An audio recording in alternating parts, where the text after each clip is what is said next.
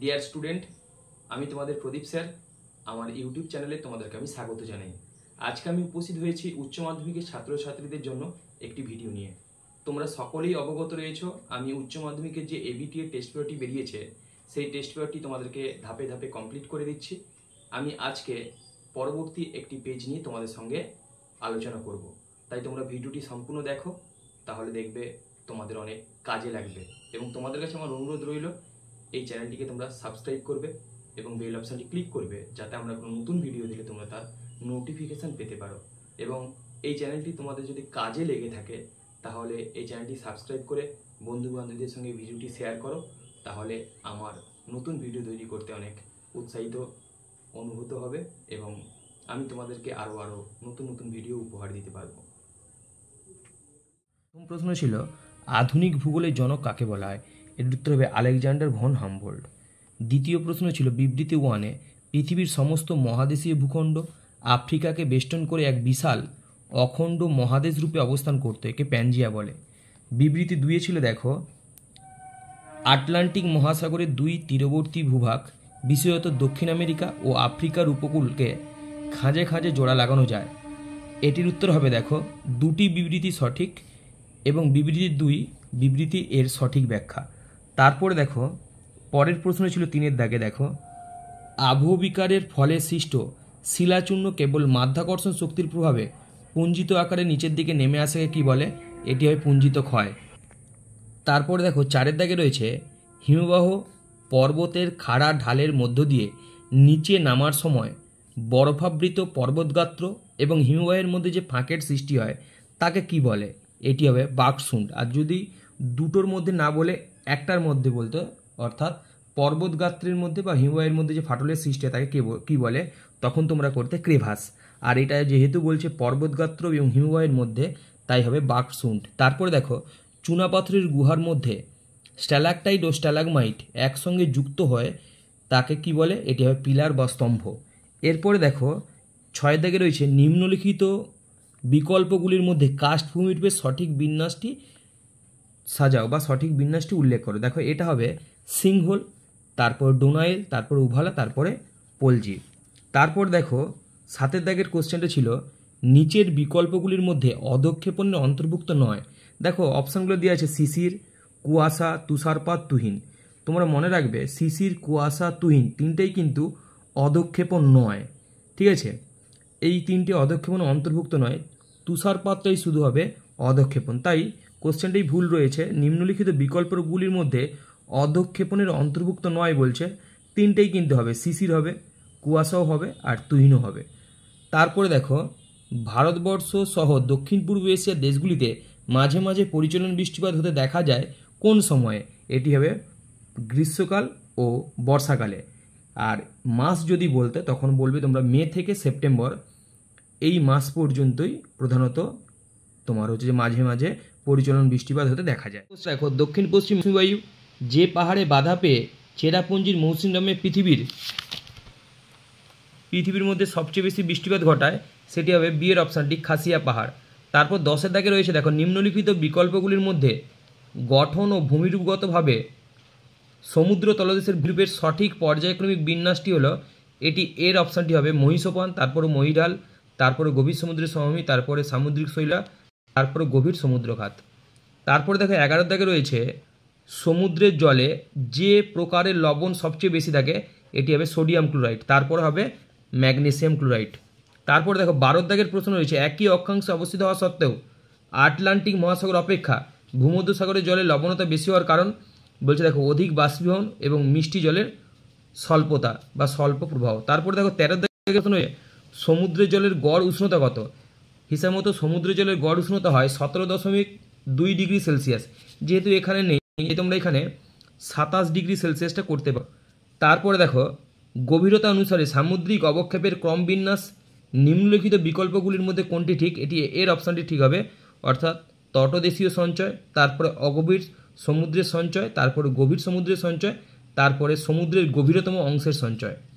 তারপরে দেখো, 15-এর দাগের প্রশ্নটা রয়েছে, পাশাপাশি দুটি ভিন্ন প্রকৃতির বাস্তুতন্ত্র একটি অন্তর্বর্তী সংকীর্ণ অঞ্চলে মিশলে যে পরিবর্তনশীল মিশ্র বাস্তুতন্ত্র গড়ে ওঠে তাকে বলা হয় ইকোটোন, অর্থাৎ এর অপশানটি সঠিক হবে। এই ইকোটোন অঞ্চলে জীববৈচিত্র্যের পরিমাণ সবচেয়ে বেশি থাকে, এটাও তোমরা একটু দেখে রাখবে। তারপর 16 দাগের প্রশ্ন রয়েছে, দেখো মার্কিন যুক্তরাষ্ট্র ও কানাডায় যে আকৃতির জনসংখ্যা পিরামিড দেখা যায় এটি হবে ঘণ্টা আকৃতির জনসংখ্যা পিরামিড। দেখো 17 দাগের প্রশ্নটি, নিম্নলিখিত বিবৃতিগুলি বিবেচনা করো। দাবি এতে বলছে ভারতে প্রায় 60% পরিব্রাজন গ্রাম থেকে শহরে হওয়ায় শহরের আকার বৃদ্ধি পায়। কারণ বলছে দেখো শহরাঞ্চলে শিক্ষা, চিকিৎসা, শিল্প, ব্যবসা বাণিজ্য ইত্যাদি ক্ষেত্রে ব্যাপক কর্মসংস্থানের সুযোগ। এটি হবে সি। দাবি এ এবং কারণ দুটোই সঠিক এবং কারণ হলো দাবির সঠিক ব্যাখ্যা। তারপর দেখো 18 দাগের প্রশ্ন বলছে ভারত জনসংখ্যা বিবর্তন মডেলের কোন পর্যায়ে অবস্থান করছে।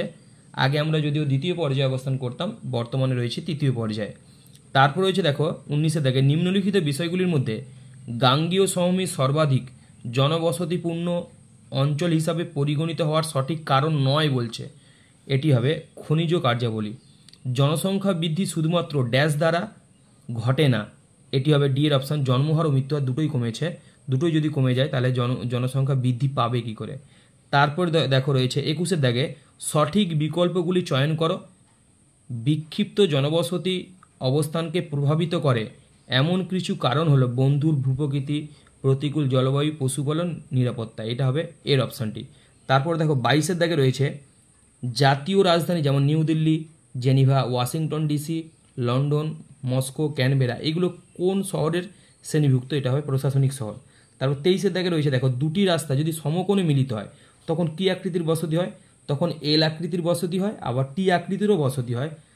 তাই এই দুটোই কিন্তু ঠিক, তোমরা দুটোর মধ্যে যে কোনো একটা করতে পারো।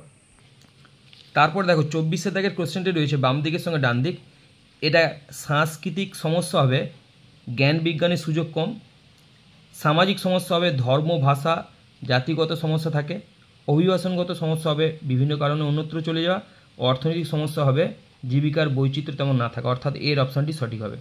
তারপর দেখো 25 দাগে রয়েছে ভারতীয় আদমশুমারি অনুযায়ী গ্রামীণ বসতির সূচকগুলির মধ্যে যেটি সঠিক নয় তা হলো এই যে ডি এর অপশানটি হবে পৌর নিগম, নোটিফাইড এরিয়া অথরিটি থাকবে, এই অপশানটি হবে। তারপর দেখো পার্ট সিতে রয়েছে ভারতের 4টি সর্বাধিক জনঘনত্বপূর্ণ কেন্দ্রশাসিত অঞ্চল হলো, এটি এর অপশানটি হবে দিল্লি, চণ্ডীগড়, পুদুচেরি, দমনদিউ। তারপর দেখো 27 দাগের প্রশ্নটি ছিল 2011 সালের আদমশুমারি অনুযায়ী ভারতের যে রাজ্যে জনসংখ্যা ঋণাত্মক বৃদ্ধি ঘটেছে, এটি হবে নাগাল্যান্ড। তারপর দেখো 28 দাগের কোশ্চেনটি ছিল বৃষ্টির জল সংরক্ষণে ভারতের এই যে তামিলনাড়ু রাজ্য যে এগিয়ে রয়েছে এটা কত সালে বৃষ্টির জল সংরক্ষণের পরিকল্পনা করেছিল এই রাজ্যটি, 2003 সালে। তারপর রয়েছে 29 দাগে দেখো জলবিভাজিকা উন্নয়নের উদ্দেশ্যের সঙ্গে নিচের যে বিকল্পটির মিল নেই সেটি হবে জলবিদ্যুৎ উৎপাদন, আর বাদবাকিগুলোই কিন্তু জলবিভাজিকা ব্যবস্থাপনার উদ্দেশ্য, এটা মাথায় রেখো। তাই এটা হবে জলবিদ্যুৎ উৎপাদন। তাহলে দেখো 30 দাগেরটা হবে এই যে এয়ার ইন্ডিয়া হবে আন্তর্জাতিক বিমান চলাচল, ইন্ডিয়ান এয়ারলাইন্স হবে আভ্যন্তরীণ প্রয়োজনীয় বিমান চলাচল, তারপরে পবনহংস হবে হেলিকপ্টার সার্ভিস, আর বায়ুদূত হবে দুর্গম অঞ্চলের বিমান চলাচল। অর্থাৎ এখানে দেখো অপশানটা রয়েছে সি এর অপশানটি সঠিক হবে, এ দেখো সি এর অপশানটি সঠিক হবে। 30 দাগে রয়েছে ভাবা অ্যাটমিক রিসার্চ সেন্টার ভারতের কোথায় অবস্থিত, এটি হবে মহারাষ্ট্রের ট্রম্বেতে। 32 দাগে রয়েছে নিচের বিকল্পগুলির মধ্যে কোন অপ্রচলিত শক্তি উৎপাদনে ভারত বিশ্বে প্রথম স্থান অধিকার করে, এটা হবে সৌরশক্তি। তারপর দেখো 33 দাগে রয়েছে অপারেশন ফ্লাড, এটা হচ্ছে দুগ্ধ উৎপাদনের সঙ্গে জড়িত। তারপর 34 দাগে রয়েছে দেখো শস্য প্রগাঢ়তা নির্ণয়ের সূত্রটি কি, এখানে রয়েছে দেখো মোট চাষের জমি ডিফারেন্স প্রকৃত চাষের জমি ইন্টু 100, এটা কিন্তু ঠিক নেই, এটা উত্তরটা হবে মোট চাষের জমি ডিভাইডেড বাই নিট বীজ বপনযোগ্য জমি বা প্রকৃত চাষের জমি ইন্টু 100, তাই এটা কিন্তু ডিভাইডেড বাই থাকবে, এটা মাথায় রেখো কিন্তু। তারপর দেখো রয়েছে 35 দাগে যখন কোনো দেশ থেকে দ্রব্য ক্রয় করার পর পুনরায় অন্য দেশে তা বিক্রি করে তাকে কী বলে, পুনররপ্তানি বাণিজ্য, অর্থাৎ বিয়ের। ডিয়ার স্টুডেন্ট, ভিডিওটি সম্পূর্ণ দেখার জন্য তোমাদেরকে অসংখ্য ধন্যবাদ জানাই। তোমরা আমাদের এই চ্যানেলটিকে সাবস্ক্রাইব করো এবং বন্ধু বান্ধবীদের সঙ্গে শেয়ার করো যাতে আমাদের এই চ্যানেলটি অনেক বড় হতে পারে, তার জন্য সহযোগিতার হাত বাড়িয়ে দিও। আমি এই চ্যানেল থেকে জিওগ্রাফি রিলেটেড বিভিন্ন ধরনের ভিডিও পোস্ট করব। সেই পোস্টগুলো যাতে তোমাদের কাছে তাড়াতাড়ি পৌঁছে যায় তার জন্য সাবস্ক্রাইব করে রেখো। তোমাদের সঙ্গে দেখা হচ্ছে পরের একটি ভিডিওতে। সকলে ভালো থেকো।